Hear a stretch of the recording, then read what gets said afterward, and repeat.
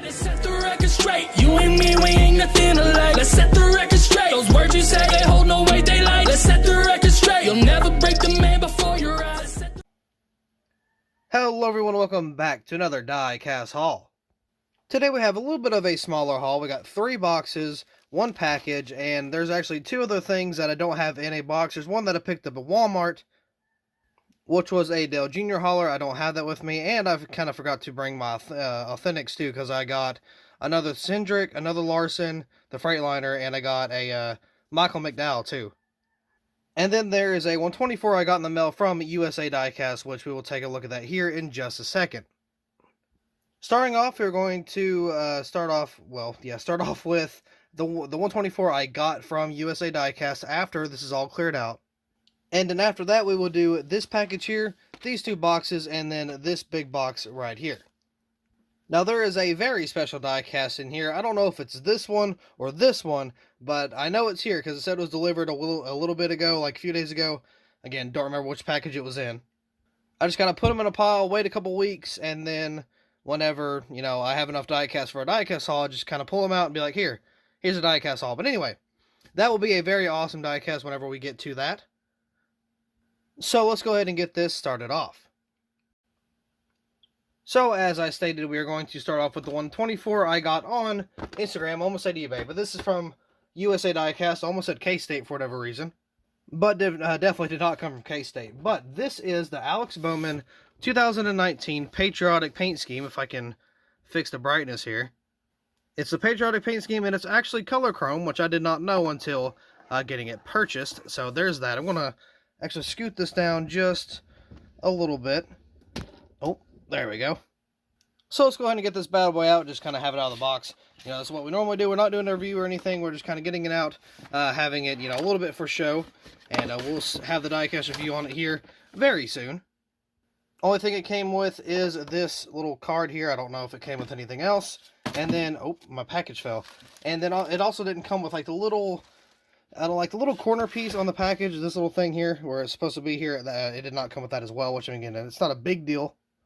I actually don't really care. But yeah, so here's the diecast. I do have it off the base already because I had to get a screwdriver that fit. So here is it off the box, or off the base, I guess. And we're going to move all this out of the way. Yeah, there's a screw there. So we shall take a look at this just real quick. Once again, we're going to put all this back. I mean, it's not a big thing. It also didn't come with these little, like, support. There's, like, a little support thing there. And it did not come with them as well. Again, I could truly care less, but I'm just pointing out a little bit of detail here. Speaking of Alex Bowman, this man is on the front row, not the pole. It was the pole until Kyle Larson kind of swept in. And for the Daytona 500, it will be Alex Bowman and Kyle Larson if anything doesn't go wrong. But that is the 5th time Bowman has got on the front. Oh yeah, he's gotten every year so far. 2018, 2019, 2020, 2021, 2022. Now, if he could win one, that would be very nice. So here's the paint scheme. The only reason I did pick this up was because, again, I didn't notice it was a color chrome. I thought it was fairly cheap, so I'm like, you know what, why not? Get a little bit of extra cash on me, so I'm going to add this to the Bowman collection. And it's a very nice piece, too. Very nice paint scheme. Of course, we don't have the Monster Energy logo there because they were not allowed. On the Hendrick cars, anyway, because, you know, I think it was for Mountain Dew or something like that. But 164s could not have them, and the 24 Hendrick cars could not have them as well.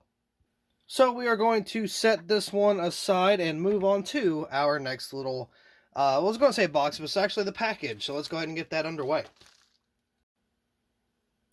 Here's the package right here, you know, nothing crazy. So we are going to open this up if I can find something, which I hope I should, or I can at least. You know, in a building full of tools, you would think that I could find something. But I mean, I guess not. Let's see here.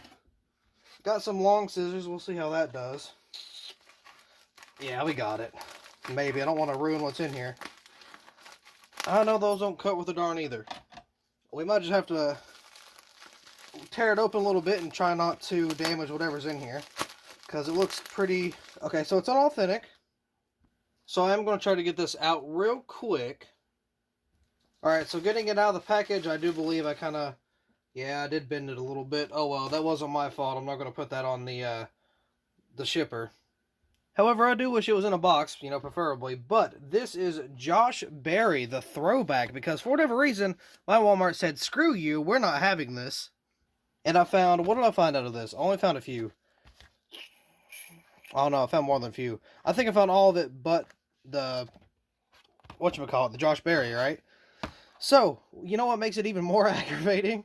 So, I went to Walmart, I was going to work, and I think it was before, because I came in like 30 minutes early, and so I was like walking around looking for stuff, you know, looking at diecast, all that, and they restocked with Wave 10, and I'm like, oh, that's cool, you know, very nice, I'm going to get some of those, take them home, and then they've restocked 3 times in the past, like, week, when we were sitting here trying to get this for 3 months, and it didn't happen.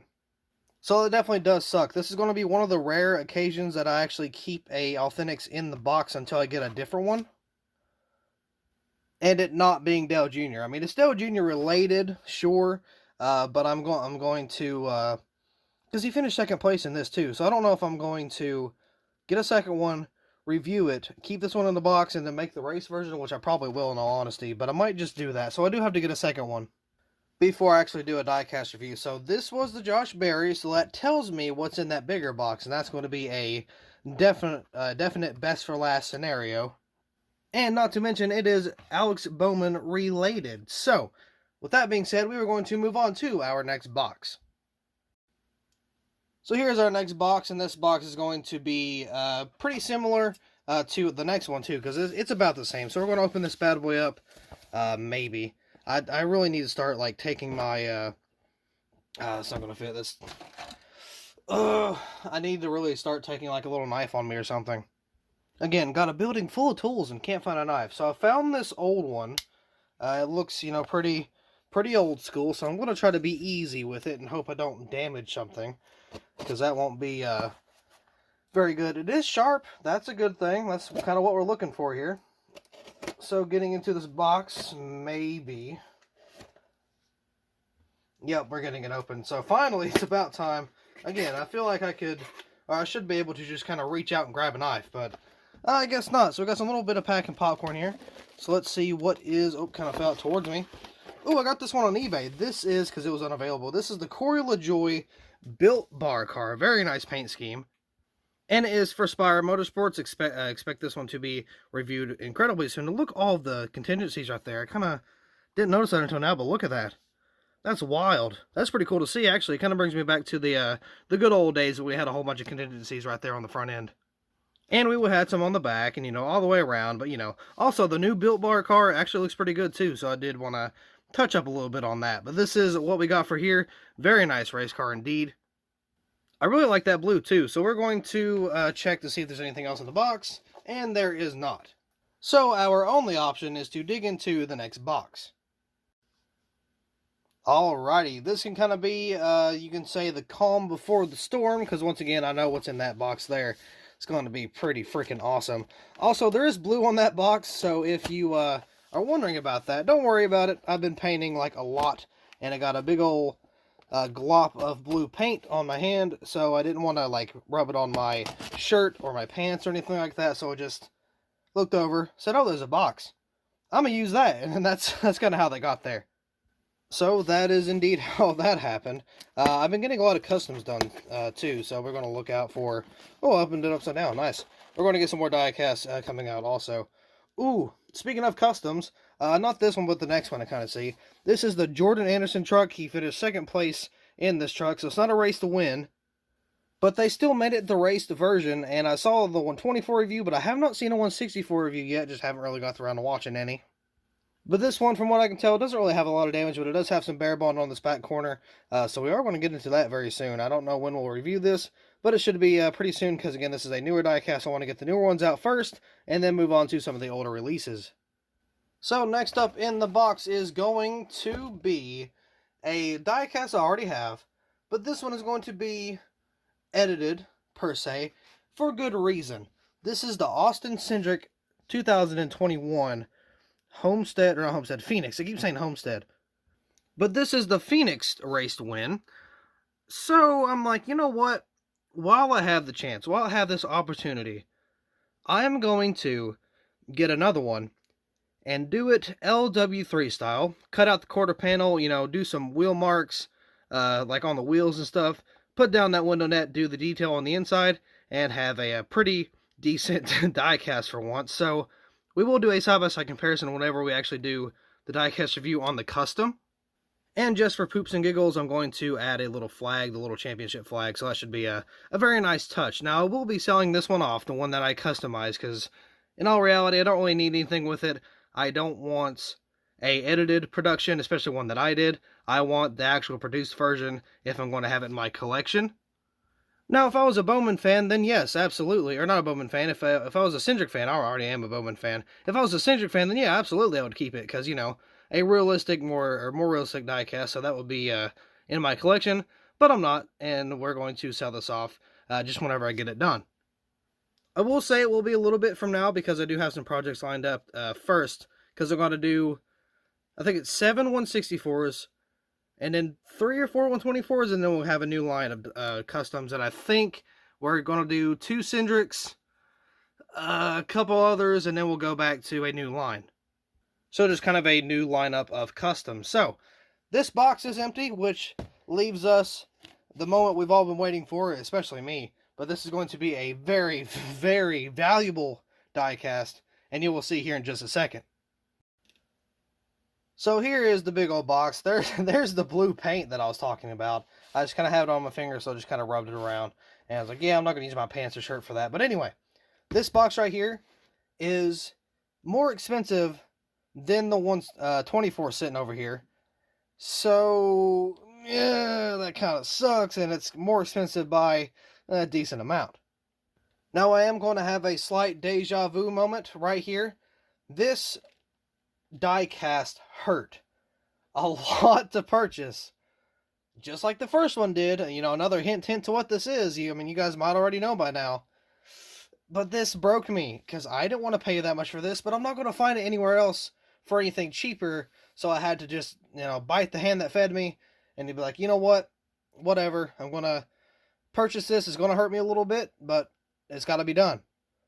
So, with that being said, we're going to open this real quick. I'm going to do it off camera because it is a little bit of a bigger box, and I would not like to bodily injure myself with this huge freaking knife. I don't want to do that. That would be not so good, especially on camera. That'd be even worse. Be a decent little memory, but not really a good one.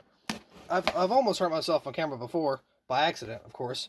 But when you do customs and you used to do the DIYs like I did, you could have run into something like that yourself. So, opening this very box. You can't really see it, but it's there, I promise. Now, if I wasn't lazy, I would edit in a drum roll here, but I'm not going to, again, because I am lazy. So we're going to take this out. Just some paper, not a big deal. More paper, not a big deal. But here is the die cast itself. Now we're going to move said box over here and finally show the product itself. Again, broke me and burned a hole in my pocket with one purchase. But here we go. This is the Alex Bowman throwback liquid color chase piece from Wave 10. Did it suck to pay how much I did? Yes. Was it over $100? No, it was not. I'm not really going to do that for a 164 unless I just have stupid money, which I don't, especially right now. So, yeah, this hurt. This was a pretty good chunk. The last one I bought was $60. I hate to admit that, but the first liquid color Bowman was $60. And I'm just going to say, it was more expensive than that, this one here. So, you can take your guesses. I don't want to say it to, you know, hurt my brain once again for how stupid I am to actually purchase stuff like this. But I think it's pretty safe to say that nobody can tell me that I'm not a Bowman fan if I'm over here spending that much money on little freaking stuff like this. So that will pretty much do it. We're going to get a little set up here and do the outro. And hopefully this one was a good one because it was a little expensive. So with that being said, that will be all for this diecast haul. So thank you all so much for watching. I hope you all enjoyed, and I will see you in the next video.